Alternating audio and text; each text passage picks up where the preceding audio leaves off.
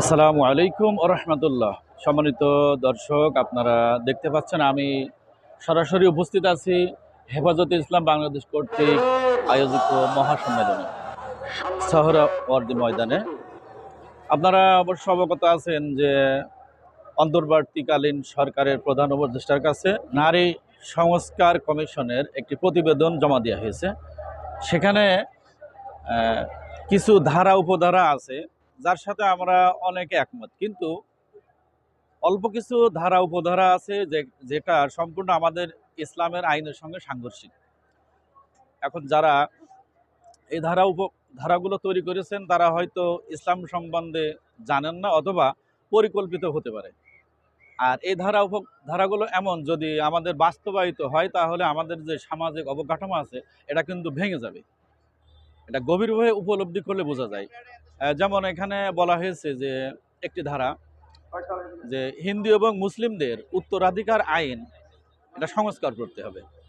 কিন্তু আমরা জানি যে পৃথিবীর ভিতর একমাত্র ইসলামী নারীদেরকে পরিপূর্ণভাবে তাকে মর্যাদা দান করেছে, তাকে অধিকার দেওয়া হয়েছে, যা অন্য কোনো কথিত ধর্মে দেয়া হয়নি।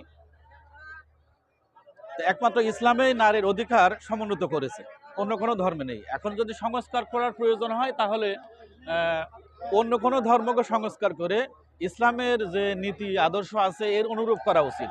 কিন্তু ইসলামের কোনো আইন সংস্কার করার কোনো প্রয়োজন হয় না।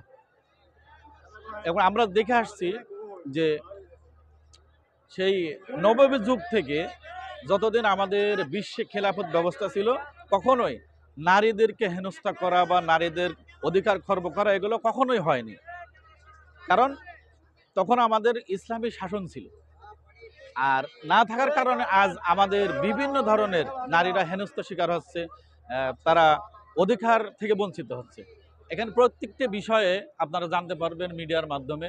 এখানে জাতীয় পর্যায়ের প্রত্যেক মিডিয়ার উপস্থিত আছেন, প্রত্যেকেই পুরো সম্প্রচার করবেন। এটা যে শুধু হিফাজতুল ইসলামের দায়িত্ব এমন নয়, এটা প্রত্যেক মুসলমানের দায়িত্ব যে এখানে যে ধারা উপধারাগুলো ইসলামের সাথে সাংঘর্ষিক এটা হতে না দেওয়া।